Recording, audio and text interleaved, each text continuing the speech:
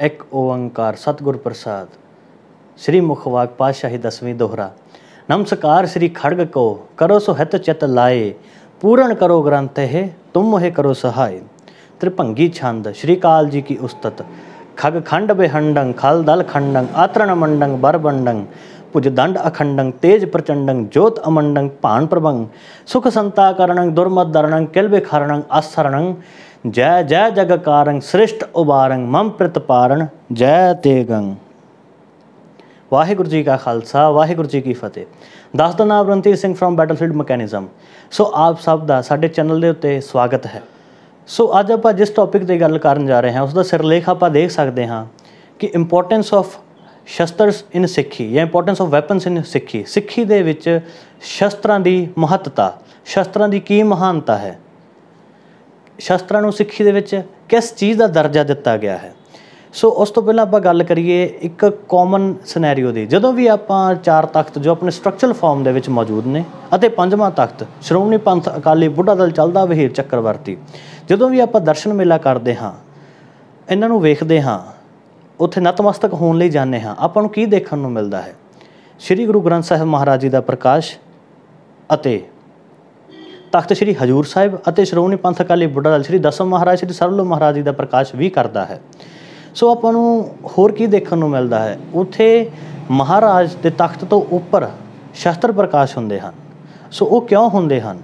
बड़ियां दे मन दे विच शंका आउंदी है भी साडा गुरु ग्रंथ साहिब जी महाराज है, पर ये शस्त्र इत्थे क्यों रखे हैं? इन्हां दा की महत्व है, की प्रकाश है, की प्रकाश करन दा कारण है? सो अज आपां कोशिश करांगे इस टॉपिक के उत्ते थोड़ी जी विचार विमर्श कर सकीए, थोड़ी जी इस टॉपिक के उत्ते आपां चर्चा कर सकीए। सो इस टॉपिक ते झात मारन तो पहलां आपां नूं जाना पवेगा श्री गुरु नानक देव जी महाराज दे प्रकाश टाइम वेले, जद महाराज जी ने अपने टीचिंग्स लोगों को वंडनियां शुरू कीतियां। उस चीज़ दे आपां नूं थोड़ा जिहा ध्यान देना पवेगा, क्योंकि सिੱਖੀ दे विच दो कॉन्सैप्ट आउंदे ने। आपां जदों भी देखदे हाँ, जदों भी आपां गल करदे हाँ, शस्त्रधारी संत की गल हुंदी है, संत सिपाही की गल हुंदी है, देग तेग फतेह का कॉन्सैप्ट आउंदा है। सो इस चीज़ नूं जानन वास्ते आपां नूं की करना पवेगा? आपां नूं जो गुरु नानक पातशाह ने कॉन्सैप्ट दिते हैं, जो गुरु नानक पातशाह महाराज ने आपां नूं टीचिंग्स दित्तियां हैं, सिखावां दित्तियां हैं, आपां नूं उस ते ध्यान देना पवेगा। सो गुरु नानक पातशाह ने अपनी बाणी दे विच अपने कॉन्सैप्ट्स दे विच दो खड़ग की गल कीती है, जो दो तरह के खड़ग हैं। जे आपां खड़ग की गल करिए, खड़ग आपां कह सकते हाँ शस्त्र नूं, तलवार नूं। सो महाराज ने किहड़े शस्त्र की गल की? गुरु नानक पातशाह जी महाराज खुद शस्त्रधारी सूरबीर सन। आप उन्होंने कहने हैं सर्व कला संपूर्ण सन, तो शस्त्र विद्या भी एक कला है। सो महाराज उस दे विच भी निपुण होणगे। सो जिहड़े दो खड़ग की गल की है, एक महाराज ने कहा ज्ञान खड़ग, शब्द का प्रकाश मन दे विच जो कि आपां नूं भगत बनाउंदा है।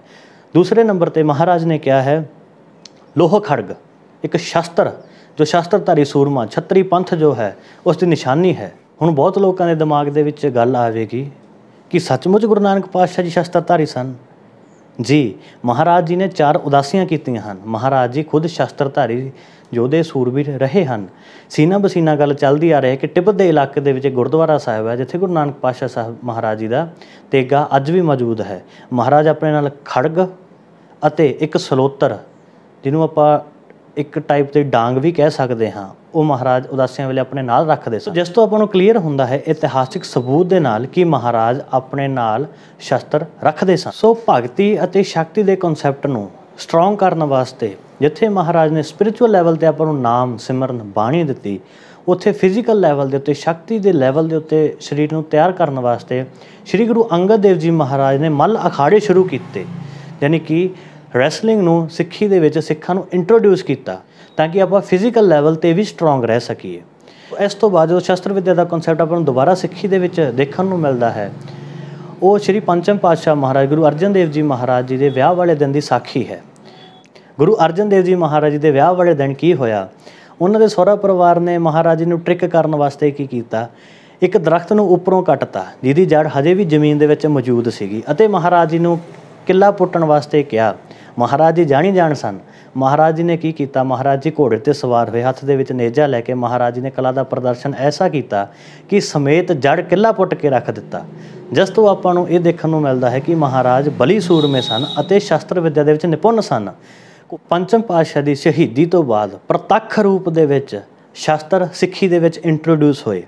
ਜਦ ਗੁਰੂ ਹਰਗੋਬਿੰਦ ਪਾਤਸ਼ਾਹ ਜੀ ਮਹਾਰਾਜ ਛੇਵੇਂ ਪਾਤਸ਼ਾਹ ਜੀ ਗੱਦੀ ਤੇ ਬੈਠੇ, ਉਹਨਾਂ ਨੇ ਮੀਰੀ ਅਤੇ ਪੀਰੀ ਦੀਆਂ 2 ਤਲਵਾਰਾਂ ਧਾਰਨ ਕੀਤੀਆਂ, ਜਿਨ੍ਹਾਂ ਬਾਰੇ ਆਪਾਂ ਲਿਖਿਆ ਸੁਣਦੇ ਹਾਂ। 2 ਤਲਵਾਰਾਂ ਬੰਦੀਆਂ, ਇੱਕ ਮੀਰੀ ਦੀ, ਇੱਕ ਪੀਰੀ ਦੀ, ਇੱਕ ਅਜ਼ਮਤ ਦੀ, ਇੱਕ ਰਾਜ ਦੀ, ਇੱਕ ਰੱਖਿਆ ਕਰੇ ਵਜ਼ੀਰੀ ਦੀ।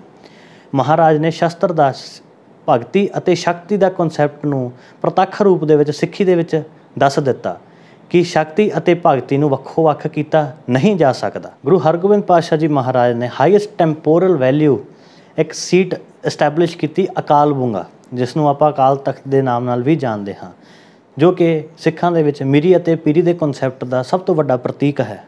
ਸੋ ਆਪਾਂ ਹੁਣ ਫਿਰ ਉਸੇ ਕੁਐਸਚਨ 'ਤੇ ਬੈਕ ਆਉਂਦੇ ਹਾਂ ਕਿ ਸ਼ਾਸਤਰਾਂ ਦੀ ਕੀ ਮਹੱਤਤਾ ਹੈ, ਇਹਨਾਂ ਨੂੰ ਮੱਥਾ ਕਿਉਂ ਟੇਕਿਆ ਜਾਂਦਾ ਹੈ, ਇਹਨਾਂ ਦਾ ਪ੍ਰਕਾਸ਼ ਉੱਪਰ ਕਿਉਂ ਹੁੰਦਾ ਹੈ। ਸੋ ਇਸ ਲਈ ਵੀ ਆਪਾਂ ਨੂੰ 1699 ਦੀ ਵਿਸਾਖੀ ਵਾਲੇ ਦਿਨ ਜਾਣਾ ਪਵੇਗਾ, ਜਦੋਂ ਖਾਲਸੇ ਦਾ ਜਨਮ ਹੋਇਆ। ਸ਼੍ਰੀ ਗੁਰੂ ਗੋਬਿੰਦ ਸਿੰਘ ਮਹਾਰਾਜ ਨੇ ਆਪਣੇ ਮਿਆਨੋਂ ਨੰਗੀ ਤਲਵਾਰ ਕੱਢ ਕੇ ਜਦੋਂ ਸਿਰਾਂ ਦੀ ਮੰਗ ਕੀਤੀ, ਆਪਾਂ ਨੂੰ ਉਸ ਕਨਸੈਪਟ ਨੂੰ ਦੇਖਣਾ ਪਵੇਗਾ।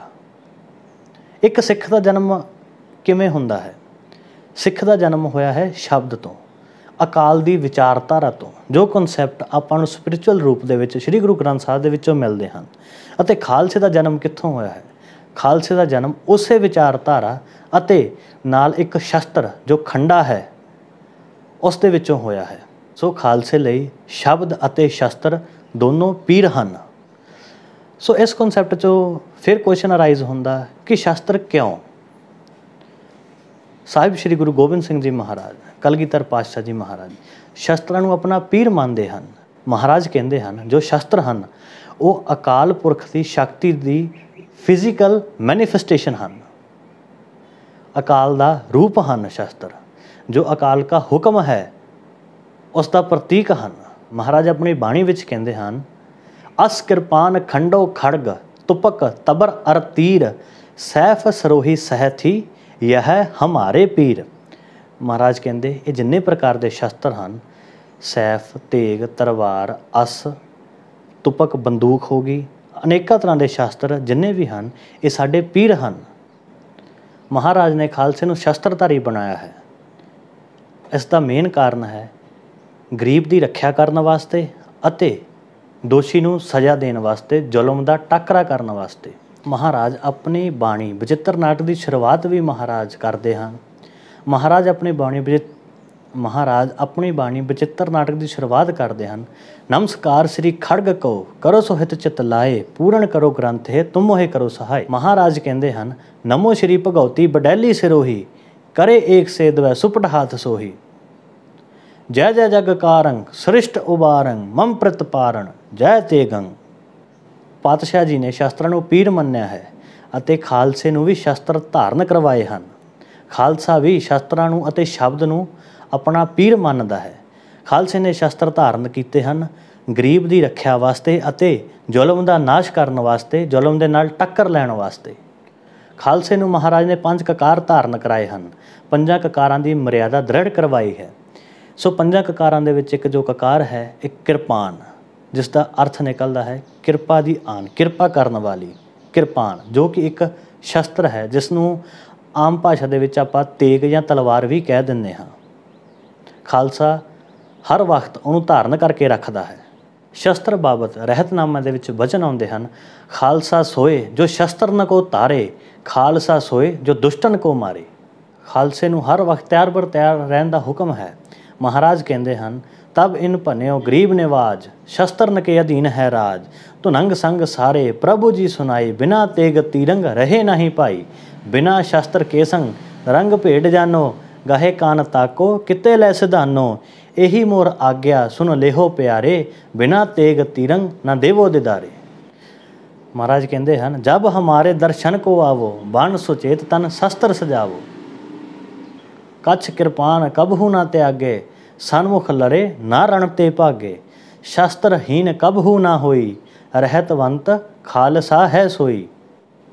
ਸੋ ਇਸ ਵਿੱਚ ਮਹਾਰਾਜ ਦੱਸ ਰਹੇ ਹਨ ਕਿ ਭਾਈ ਬਿਨਾਂ ਸ਼ਸਤਰਾਂ ਤੋਂ ਸ਼ਸਤਰਹੀਨ ਵਿਅਕਤੀ ਇੱਕ ਭੇਡ ਦੀ ਤਰ੍ਹਾਂ ਹੈ, ਜਿਸ ਨੂੰ ਆਪਾਂ ਕੰਨੋਂ ਫੜ ਕੇ ਕਿਤੇ ਵੀ ਲਿਜਾ ਸਕਦੇ ਹਾਂ। ਮੀਨਸ ਕਿ ਕੋਈ ਵੀ ਆਪਾਂ ਨੂੰ ਆਪਦੇ ਅਧੀਨ ਕਰ ਸਕਦਾ ਹੈ। ਇਸ ਕਰਕੇ ਸ਼ਾਸਤਰ ਜ਼ਰੂਰੀ ਹਨ ਸਵੈ ਰੱਖਿਆ ਕਰਨ ਵਾਸਤੇ, ਧਰਮ ਦੀ ਰੱਖਿਆ ਕਰਨ ਵਾਸਤੇ, ਗਰੀਬ ਦੀ ਰੱਖਿਆ ਕਰਨ ਵਾਸਤੇ ਅਤੇ ਜ਼ੁਲਮ ਦੇ ਨਾਲ ਟਾਕਰਾ ਲੈਣ ਵਾਸਤੇ। ਸੋ ਖਾਲਸਾ ਜੀ, ਆਪਾਂ ਬਾਣੀ ਬਾਣੇ ਦੇ ਵਿੱਚ ਪਰਪੱਕ ਹੋਈਏ, ਸ਼ਾਸਤਰ ਅਤੇ ਸ਼ਸਤਰ ਵਿੱਦਿਆ ਦੋਨਾਂ ਦਾ ਅਭਿਆਸ ਕਰੀਏ। ਸੋ ਖਾਲਸਾ ਜੀ, ਆਪਾਂ ਬਾਣੀ ਬਾਣੇ ਦੇ ਵਿੱਚ ਪਰਪੱਕ ਹੋਈਏ ਤੇ ਨਾਲ ਨਾਲ ਸ਼ਸਤਰ ਵਿੱਦਿਆ ਦਾ ਅਭਿਆਸ ਵੀ ਕਰੀਏ। ਜੋ ਮਹਾਰਾਜ ਨੇ ਆਪਾਂ ਨੂੰ ਮਰਿਆਦਾ ਦਿੱਤੀ ਹੈ, ਆਪਾਂ ਉਸ ਅਨੁਸਾਰ ਚੱਲੀਏ ਅਤੇ ਉੱਚਾ ਅਤੇ ਸੁੱਚਾ ਜੀਵਨ ਬਤੀਤ ਕਰੀਏ। ਵਾਹਿਗੁਰੂ ਜੀ ਕਾ ਖਾਲਸਾ, ਵਾਹਿਗੁਰੂ ਜੀ ਕੀ ਫਤਿਹ।